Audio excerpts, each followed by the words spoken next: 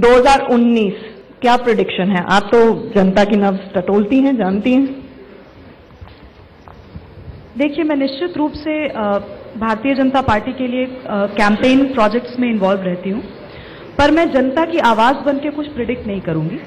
मैं लेकिन इतना जरूर कहूंगी कि जितना काम इस सरकार ने आने के बाद किया है, जो गरीबों के लिए काम हुआ है, महिलाओं के लिए काम हुआ है और दलितों के लिए काम हुआ है, उससे निश्चित रूप से भारतीय जनता पार्टी का जो बेस, जो कोर बेस जिसको कहते थे, वो इतना व्यापक हो चुका है कि अभी भी चाहे वो एनालिस्ट्स हो या पॉलिटिशियंस हो, अक्रॉस द आयल हो, वो इसको समझ नहीं पा रहे हैं। तो बहुत इंटरेस्टिंग होगा कि 2019 के जो चुनाव होंगे उसके नतीजे, उनका एनालिसिस एक बहुत ही इंटरेस्टिंग पर्सपेक्टिव होगा। मैं केवल एक पॉलिटिकल एनालिस्ट के हिसाब से आपको कह रही हूं, I am really looking forward to 2019। जनता समझ पाए ये ज्यादा जरूरी है। अल्पेश जी, 2019 की प्रेडिक्शन। देखिए, मोदी सरकार के बारे में अगर हम बोलें तो इन 4 सालों में जो एक विश्वास का माहौल होना चाहिए वो माहौल कम हुआ है, एक विश्वास कम हुआ है। तो क्या गरीबों का विकास हुआ? क्या दलितों पे अत्याचार बंद हो गए? क्या देश के अंदर वो समानता आ गई? बेरोजगारों को रोजगार मिला? क्या जो 2014 के इलेक्शन के अंदर जो वादे किए, बड़ी बड़ी बातें की गई, वो वादे पूरे हो गए? यानी एक तौर पे ये 4 साल का जो उनका कार्यकाल रहा है, ये सिर्फ वादे बढ़े और अमलीकरण कुछ नहीं, कुछ दिया नहीं उन्होंने।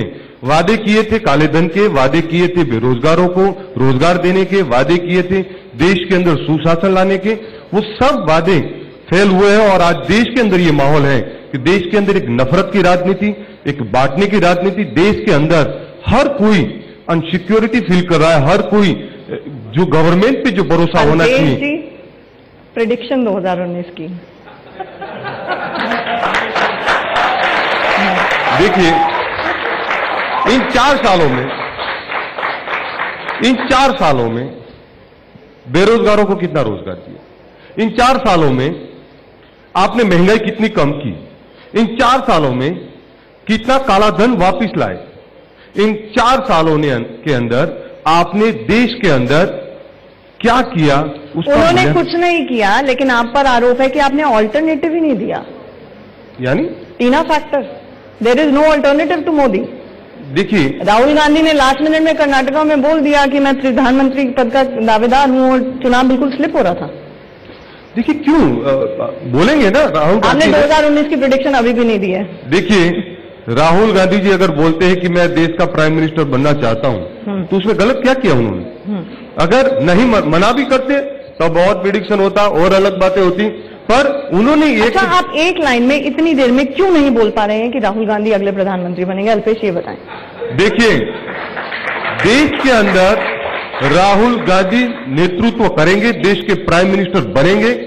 और हमने कांग्रेस पार्टी को इसलिए समर्थन किया था कि राहुल गांधी भले ही उस पर आप कोई हंसता हो, कोई अलग बातें करता हो, सोशल मीडिया के अंदर भाजपा के कार्यकर्ता कुछ भी टिप्पणी करते हो, पर मैं दावे से कहता हूं देश के अंदर एक ईमानदार नेतृत्व राहुल गांधी करेंगे, देश के प्राइम मिनिस्टर बनेंगे, जहां पे गरीबों, बेरोजगारों, युवाओं का विकास होगा और देश के अंदर सुशासन आएगा। देश के अंदर राहुल गांधी ही एक ईमानदार नेतृत्व लेके आएंगे।